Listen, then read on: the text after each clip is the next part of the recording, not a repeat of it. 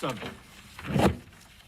So Article 7 is a citizen's petition. Yes. And there's a lead petitioner here that will make a presentation, and the public health director would like to make a presentation to the committee as well.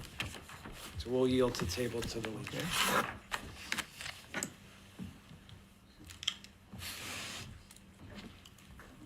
Sam goes first? Yeah, you can, yeah. Okay, thank you. Good evening. By way of introduction, I'm Mary Casey, the grandmother of Sam Rajwani. I'm also a lifelong resident of Shrewsbury. Sam has asked me to address the committee in his absence, and he has prepared the following statement. Hello, members of the Finance Committee. I'd like to preface this by saying that I'm sorry I can't be here in person. Senior year has been very busy with college visits. That being said, I'm excited to present the Select Board meeting on October the 14th and the special meeting on October the 22nd. I'm here because of a civic action project I started during my junior year of high school. Through the hard work of a lot of people, it has blossomed into Article 7 on the warrant for the next town meeting. I'm here today, metaphysically and through my grandmother, to briefly explain what that article asks.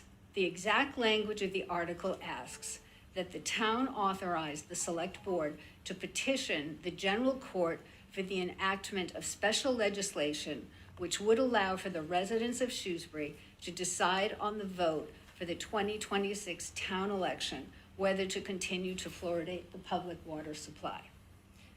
This sounds very complicated, but it really, all it means is that if at the town meeting, the members pass to the article, then next year there will be a question on the annual town election ballot that asks, should the town of Shrewsbury continue to fluoridate our public water supply?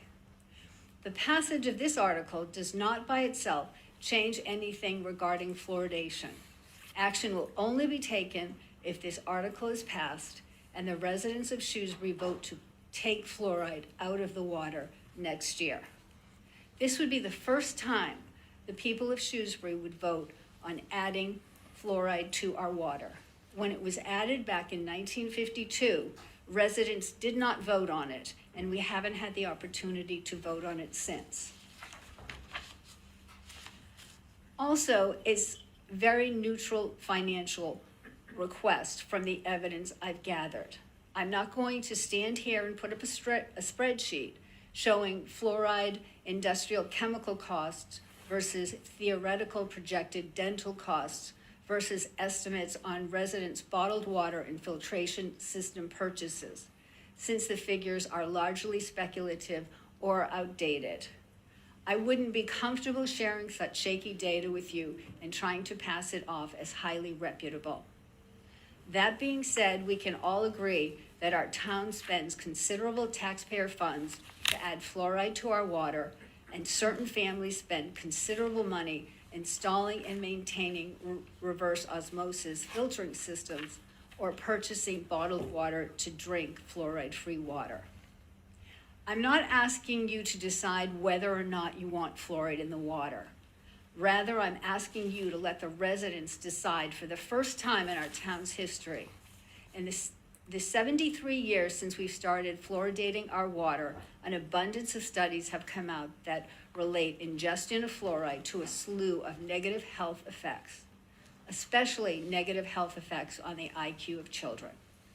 Most people don't know about these studies or the effects at all. The passage of this petition would bring this issue to people's attention.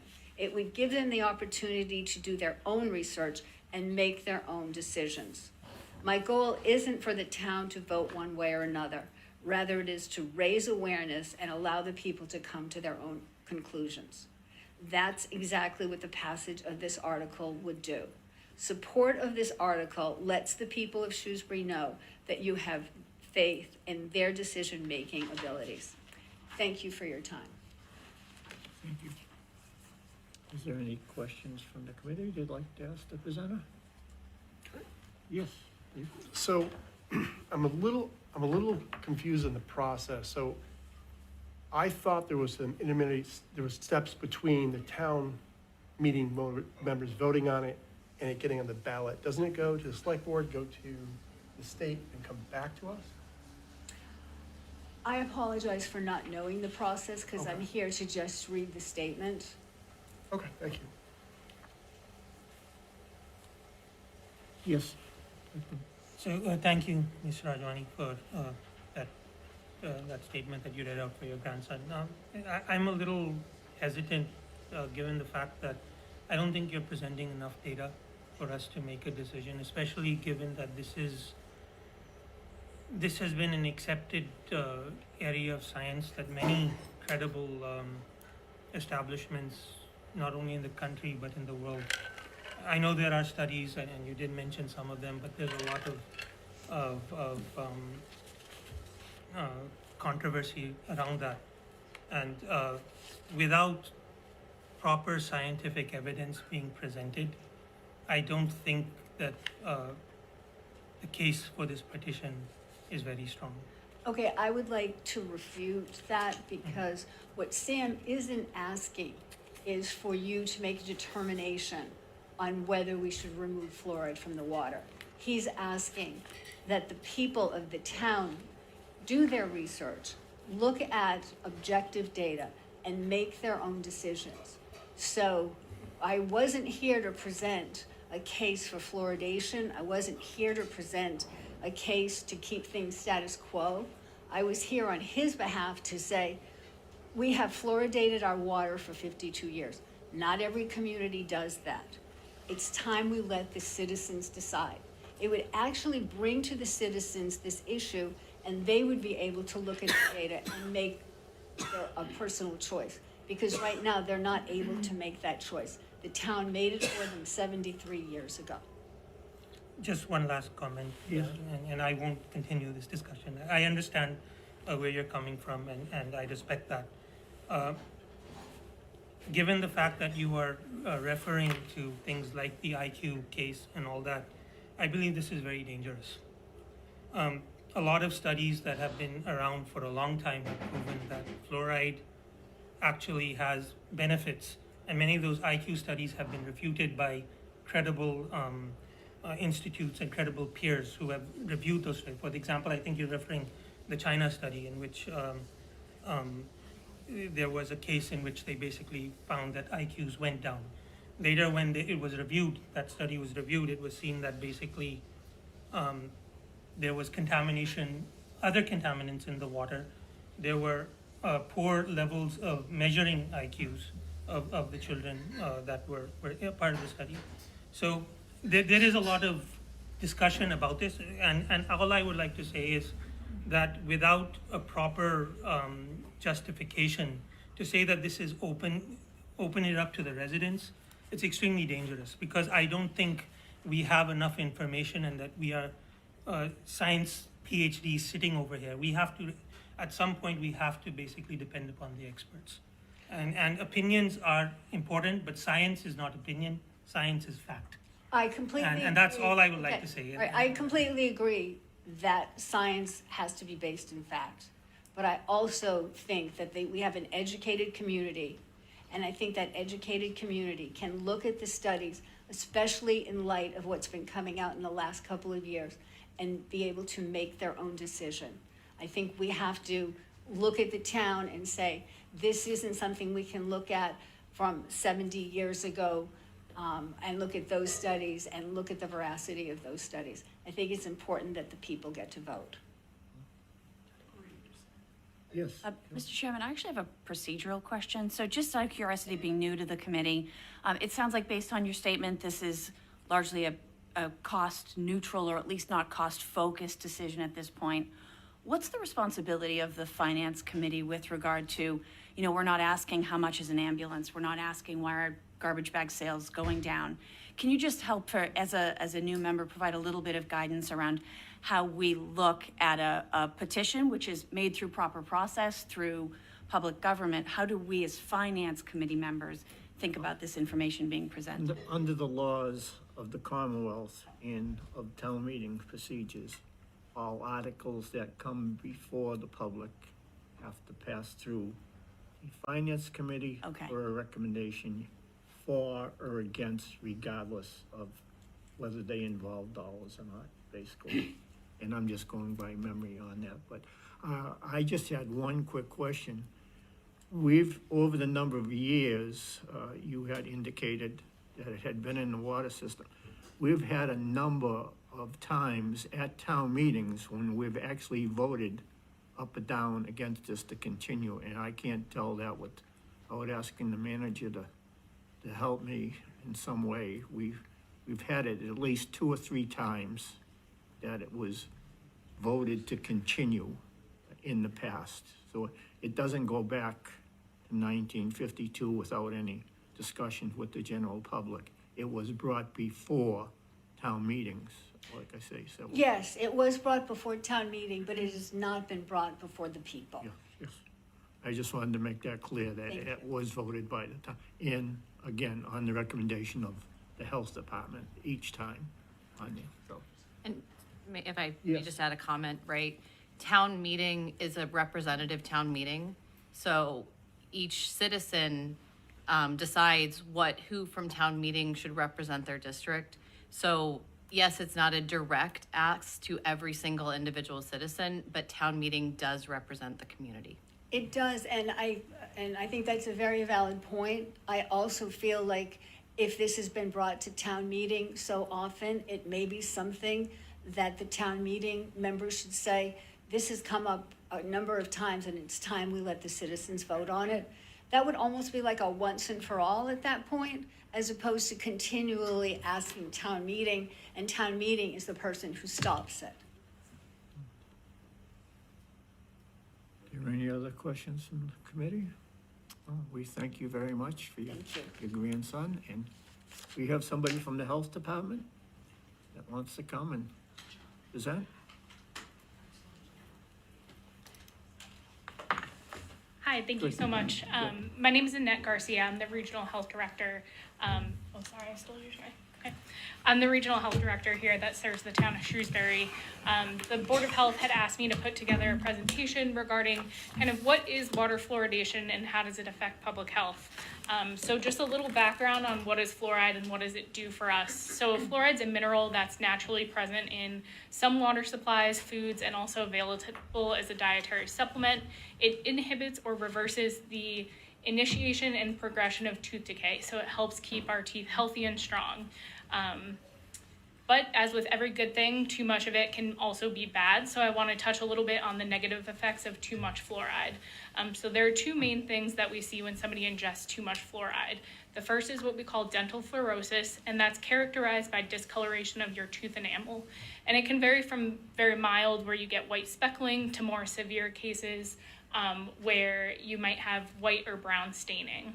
The other effect can be skeletal fluorosis. So this is characterized in mild cases by some joint pain and stiffness, but the severe cases can show more severe bone and joint problems.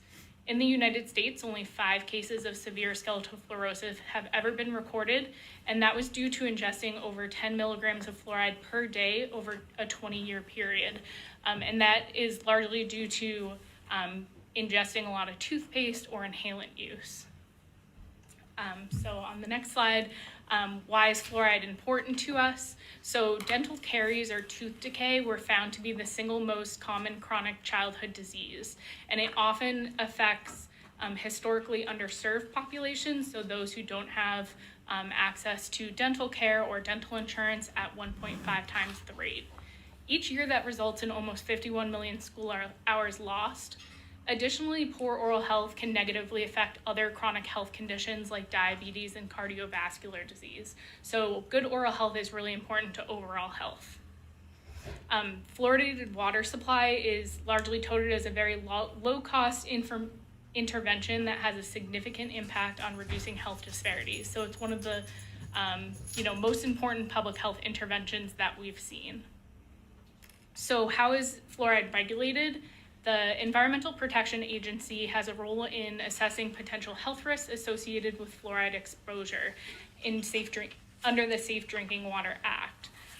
So in this act, they come up with what we call the maximum contaminant level, which they set at 4.0 milligrams per liter.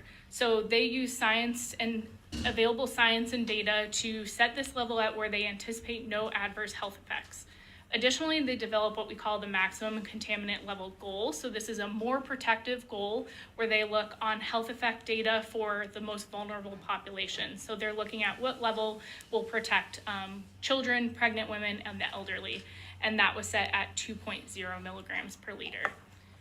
They evaluate these contaminants in water every 6 years and through the Safe Drinking Water Act to see if they need any revisions to reset those maximum contaminant levels. And so their most recent evaluation took place in 2024, and they found no need to make revisions to the fluoride levels. Some other recent data that's come out, the National Toxicology Program is a division of the U.S. Department of Health and Human Services. They regularly look at different minerals that are out there to evaluate potential health risks. So in 2024, they did evaluate fluoride as it relates to IQ, and they looked at a number of studies that were out there that were evaluating those two different components. And they found that of all of the studies they looked at, 19 were high quality with a low chance of bias, and they found that when the concentration of fluoride in drinking water is at or exceeds 1.5 milligrams per liter, there was some associated loss with IQ points. However, it's important to note that a lot of those areas of study, the endemic level of fluoride in water is much higher than 1.5. So the National Academies of Science and Engineering looked at that monograph study from the National Toxicology Program and found that those results couldn't be used to draw conclusions about low fluoride exposure like we see here in Shrewsbury. So there have been some recent civil actions and bench trials as it relates to fluoride in drinking water. In 2016, an environmentalist group petitioned the EPA to ban or restrict the addition of fluoride to public drinking water supplies. It wasn't until recently in 2024 that a federal court ordered the EPA to take action as it relates to fluoride in drinking water. However, it's important to know that they did not specify what action should be taken or what the result of those actions would be. Central evidence data included that National Toxicology Program report that I previously spoke about. The EPA did appeal this decision. However, there's been no further information about the outcome of that appeal. So just some conclusions based on that available data. The majority of systematic reviews in scientific literature do not link water supplies fluoridated to a concentration of 0.7 milligrams per liter to severe adverse health outcomes. Removing fluoride from community water supplies could be removing a very critical health intervention that promotes not only good oral health, but health across the lifetime, as it can be a preventative factor for some other chronic diseases like diabetes and cardiovascular disease.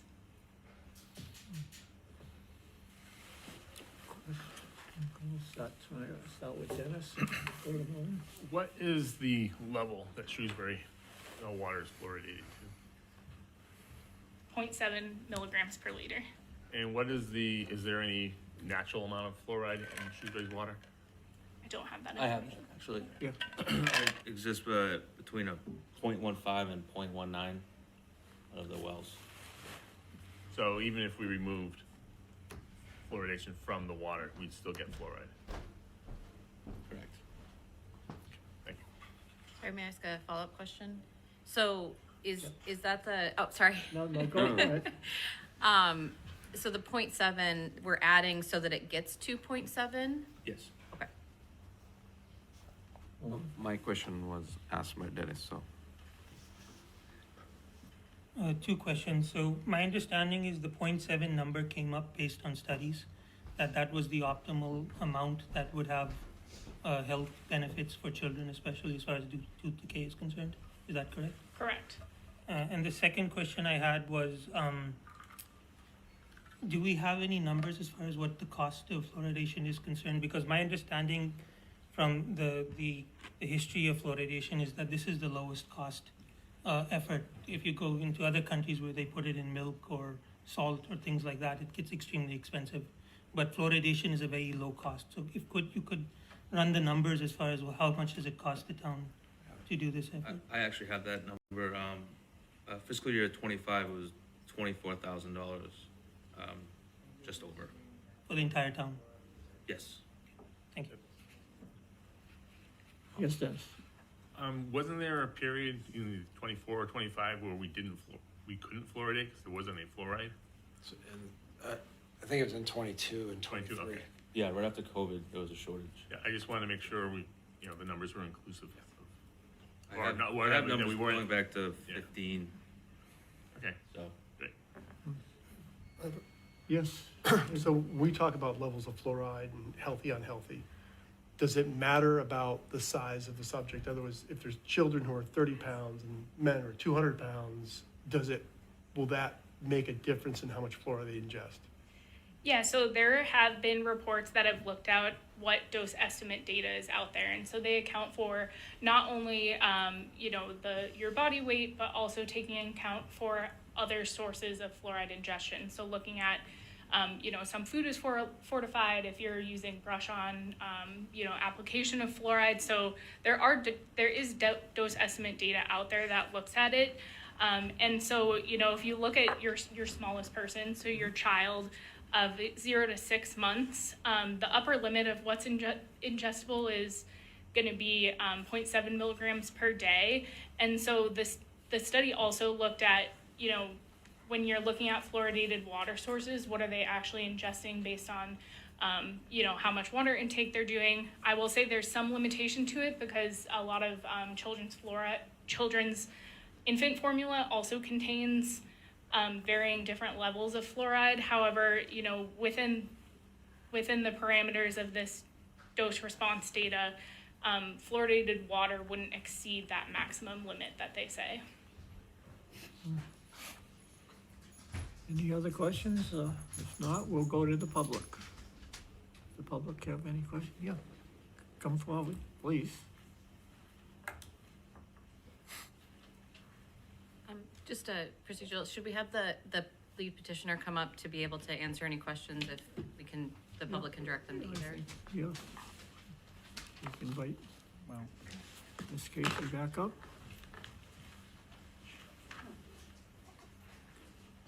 Could you give us your name and address, please? Sure. Good evening. I'm Shazad Rajwani. Full disclosure, Sam's dad.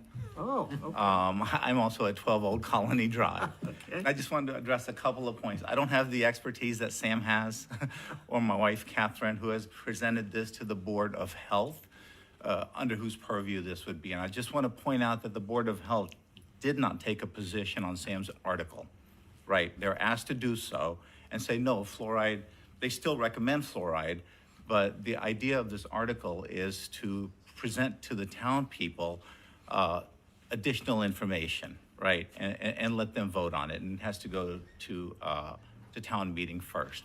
And to your point, I really am not sure whether the Finance Committee first has the expertise regarding if fluoride is good or not, or whether they should take a position or they can abstain, similar to what the Board of Health did. A few of the things I'd like to just comment on is, in addition to trying to make our drinking water safe, what adding fluoride to the water does is it medicates all of us that rely on town water, whether we want it or not. And really, I would submit that's being done without informed consent. Like, most people don't know that fluoride is a known neurotoxin. Most people don't know the level that's been added. Most people don't know what type of fluoride is being added. And with respect, when you say it's a dangerous thing to let people vote on this, and the appeal to authority that science is established, science is not, saying something is established science isn't science, right? It's a process, and things change. And there has been a lot of things that have come out about fluoride that weren't previously known, right? So when someone thinks they have the authority to talk on that, I think what we should really be looking at is that it's anti-democratic to say that it's dangerous. What we're really talking about is preventing cavities, and topical application is better for doing that than ingesting an amount. And to the point of the decision that's being appealed from the California decision that was brought under the Toxic Substance Act, I believe it was. That decision found that the amount of fluoridation, and lots of experts talked on that, by the way, is when you don't have a certain margin of safety, that the amount of fluoride that's being put into the water there, and into our drinking water could pose a risk. So I think informed consent is a big deal here. And I also think that it is, throwing out numbers like this many millions of hours are lost because of dental visits really doesn't talk about how many children we're talking about. I mean, that could really add up to like 1 hour for a kid visiting the dentist. So I would just say that I think Sam's article is not asking or saying if fluoride is good or bad. It is letting the residents decide and giving them informed consent, because when you add fluoride to the water, you're medicating all of us, right? You're not just trying to make the water safe from lead and other contaminants. Thank you. Yes, Mr. Chairman, can I Yeah. follow up on Ms. Barner's Yes. question? So, as to the charge of the Finance Committee, as you said, Mr. Budenhagen, the committee is charged and shall make a recommendation on every article that has an appropriation. But that's what the language says. So, reading that logically, right, you're not forced to make a recommendation on each and every article unless it does have an appropriation. So I just wanted to make sure that the committee is aware what your responsibilities are. I'd just like to make one additional comment too, as far as the educational portion of it. It's a very complex issue, and I think an awful lot more information should be provided before you go forward with a petition of this type to educate the people in the community itself. That's just my personal opinion. But to have an article with this complexity and not have all this general information, I think is wrong. Again, that's my personal opinion. I know we're in public comment, but to the town manager, just so I understand, I'm not still clear out on the process. This goes to town meeting. If town meeting says yes, does it go to the select board? And the select board can vote if it goes to the legislative group? So the select board is the executive mechanism for, executive branch for the town, right? So there has to be some action that's taken to move it to the state legislature. Right. But yes, it then goes to the select board. And they can decide to send it or not. In theory, yes. Right. And then the state can decide to approve it or not. That is correct. But if they approve it, then we're not bound to have the question. Then we go through the whole process of putting the question on the ballot? Just to make sure I understand what you said, we would be bound. Oh, we would be bound. Through Okay. state law, right? That is the request here, to establish a state law that the town of Shrewsbury shall hold such Okay. a referendum. So if it goes to the state legislature, we're bound to have it on the, If they vote, yes. thank you, sir. Sorry, may I just Yes. ask a follow-up question? So I know this has come up with other citizens petitions recently, at least when I've been on finance committee, where some of the, it has to be this legal language, which isn't always the expertise of petitioners. And so I just want to check, Mr. Mizikar, if town council was involved in providing any guidance for the language of this article. He was not directly, but I had the pleasure of working with Sam throughout this process, and we do think the article is good as to legal form. The one concern that I have, which I think could be overcome, is that it essentially compels the article to be asked in May of 2026. The great and general court is great in general, but they don't oftentimes move very expeditiously. So I would question whether this would make it through the legislative process in time. But I think that could be cured through the select board's authority and shaping what goes to the state to allow for it to be at the next available election versus the specific one that's in the article. Thank you for that clarification. Just make one additional comment. Tonight, when we deliberate this particular article after this public hearing is closed, we still can't really make a recommendation for or against yet either, because these articles haven't been to the select board yet. So we would have to hold our recommendation to the special town meeting before it starts. just You to keep that. wouldn't have to. You could vote. You can vote on all the articles this You evening can? if you chose. Okay. Yep. Well, in the past, we have always taken the recommendations of the select board first and then work from there. Thank you. Is there any comment from the public? Any more comment? Yes, please come forward.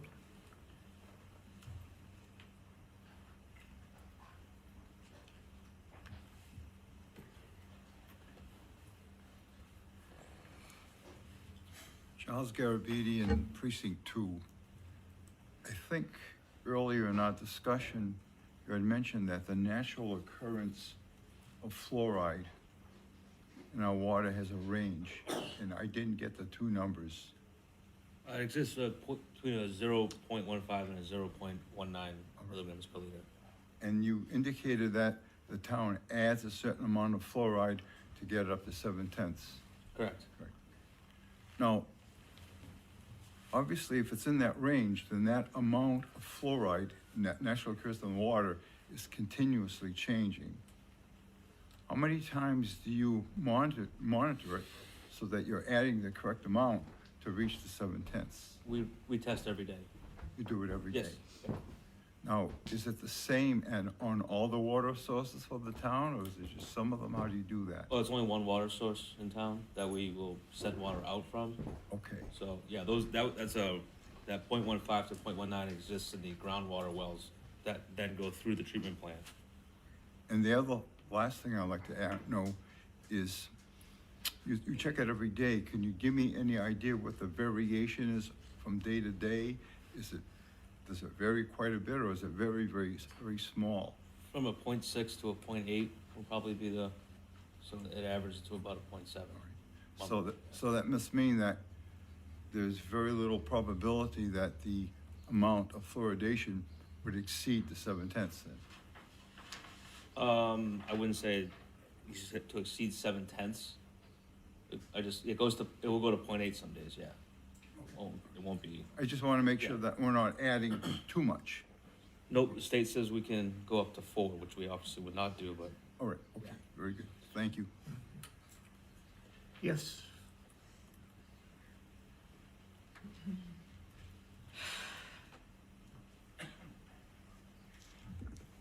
Good evening, I'm Julie Boris, I'm from Precinct 6.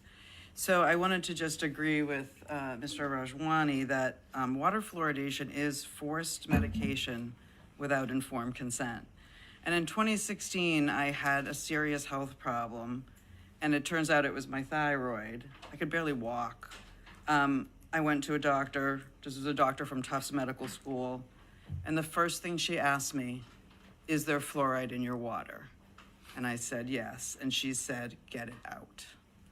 So I just want people to think about a grown person drinking 8 glasses of water a day versus an infant who is possibly bottle fed. How much more, they're so tiny, and we are dosing them over and over and over all day long with fluoride, which is a known neurotoxin. And Sam did an amazing presentation to the select board that had the science. But this question really is about the process of allowing the vote to happen. Filtering fluoride is really difficult to get out of your water. You have to get a reverse osmosis system, and you have to change the filters constantly, and it's very expensive. Other towns here in Massachusetts do not have fluoridated water, and they're okay.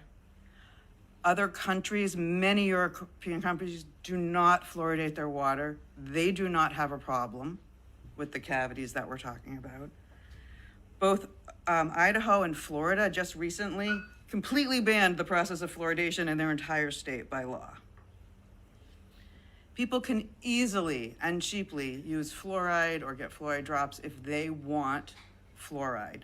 I don't want fluoride in my water. I'm tired of paying to get it out. I ask you to please support this article so the people can have a town-wide vote. I completely agree that it's come to the town meeting several times, and it hasn't. It's time, if it hasn't passed continually, but we're not gonna give up and go away because it is dangerous. And so we're asking you to just let it go to a townwide vote. And once it's on the ballot, we can have the conversation about the science. There is plenty of science to show that it is dangerous. We can educate people, we can listen to the Board of Health, we can listen to the other side of the conversation and let the people make their own decision. So I ask you to support this article, and I thank you very much for your time. Is there any other? Yes, come forward.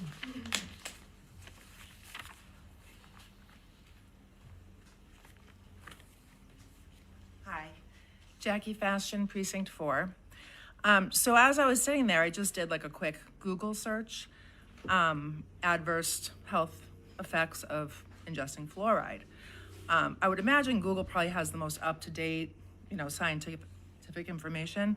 So this is what it came up with. It says, exposure to high levels of fluoride over long periods can cause adverse health effects, primarily affecting the teeth, bones, and potentially the brain, kidneys, and thyroid. The severity of these effects typically depend on the amount, duration, and age of exposure. Again, a small child compared to an adult, whole different ballgame. Neurotoxic effects. It is a neurotoxin. That's what it is. Some research has suggested a link between high fluoride exposure and cognitive deficits, especially in children. So there's the IQ that we were talking about earlier. Systematic reviews have found an association between high fluoride exposure and lower IQ scores in children. This is Google, simple Google search. High quality prospective birth cohort studies have also found negative associations between maternal fluoride exposure during pregnancy and nonverbal cognitive abilities in children. Don't you think we should have informed consent before adding that to our water? Mr. Chair, may I ask a question? Does Google say what a high level is? I mean, you can go on and on. There's a whole big long list, and you can certainly look it up. And it does say, yes, obviously, it depends on how much you're ingesting, of course. But a small human compared to a full-grown adult ingesting the same amount of water per day, you have to think, if there are even a possibility of lowering IQ in children, then we need to be able to say yes or no, right? I think she has a question. Yeah, yes. I don't necessarily think a small child is consuming the same amount of water. I think that's something. A lot of people use water right from the tap to mix their formula. Right, but a baby isn't drinking 64 ounces of water a day. Maybe not 64, but even if they're drinking a quarter of what an adult might drink, some adults only drink 16 ounces a day. Some adults drink 32 ounces a day. Everybody's different, is what I'm saying. And everyone's body is different. And I just think that we should have the right to consent to it. It is a neurotoxin. It's a medication that we're being forced to have in our water that we have to pay a lot of money to get out. And we're paying money to put it in there in the first place. That's all. I just want you to think about it. Everybody should do their own research, and I do think that the residents are capable of making this vote, having a voice. We don't all have to be scientists. And there is differing scientific information out there if you look. There's two sides of the coin. And you can look at all different studies, and some of the recent studies are completely different from what we've known for years. So that's it. Thank you for your time. Thank you. Is there anybody else? Yes.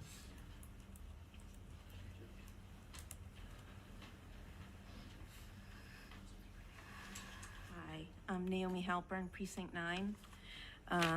Thanks for letting me speak tonight. I agree with everyone else who's come up and talked about how one-size-fits-all medicine is a dangerous game. I was also told by my medical doctor to get fluoride out of my water. But I'm here tonight to urge the Finance Committee to recommend Article 7. This article does not decide whether fluoride should stay or go. It simply gives Shrewsbury residents the right to vote on this issue at the 2026 town election. Regardless of where anyone stands on fluoridation, this is fundamentally about democracy, transparency, and informed consent. Adding fluoride, a known neurotoxin, to the public water supply is a medical and dental intervention. Residents deserve a say in whether or not they want that intervention delivered through a shared resource we all pay for. From a financial perspective, this is also about accountability and how our tax dollars are spent. Maintaining fluoridation systems, chemicals, equipment cost money, while residents who need to avoid fluoride face the personal expense of filtration systems or bottled water. It's only fair that the people funding these costs through their water bills and taxes have a direct voice in this decision. Approving this article doesn't remove fluoride. It simply demonstrates responsible leadership, ensuring fiscal accountability while giving residents a fair and democratic voice in decisions that affect both public health needs and personal health needs. I urge you to recommend Article 7 so that every resident has the opportunity to be heard and to vote on what goes into our water. Thank you. Thank you. Anybody else? Yes.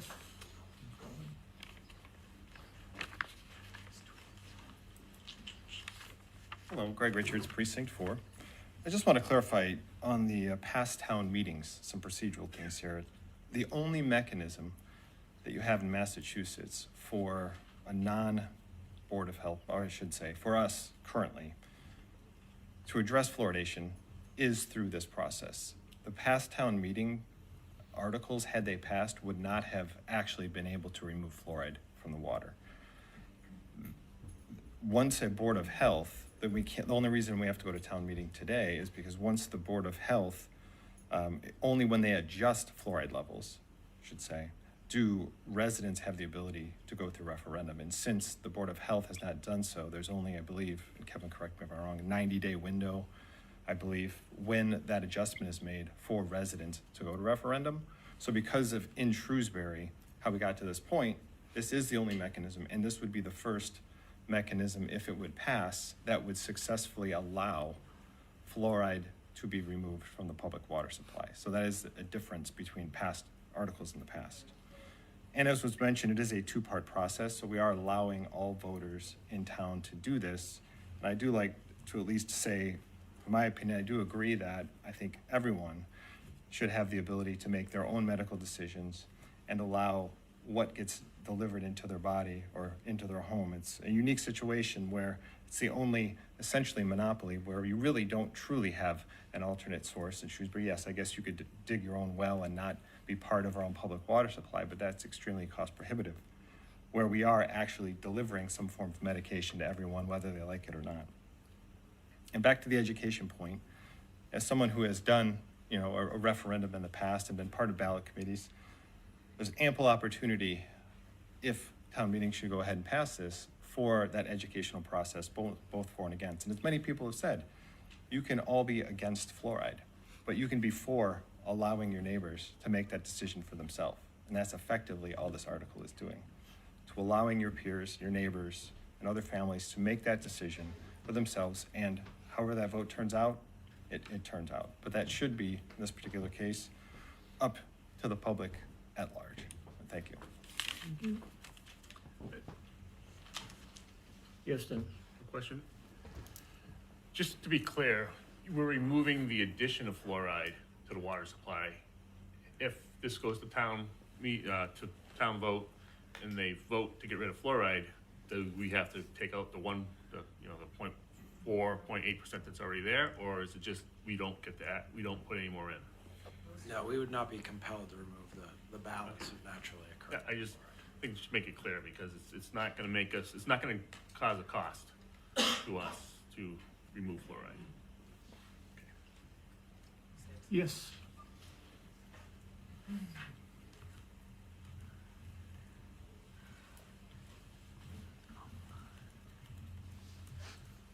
Christy Martino, 16 Hickory, Precinct 4. To your, do I have to say through the chair? No, go. To your question, that's naturally occurring fluoride. And so that's calcium fluoride, which is not as water soluble as what we're putting in, which is NaF, correct? Correct. Which is sodium fluoride, which is chemically made. It's usually a byproduct of the steel fertilizer, aluminum, glass industry. So it's a toxic waste product that they're selling.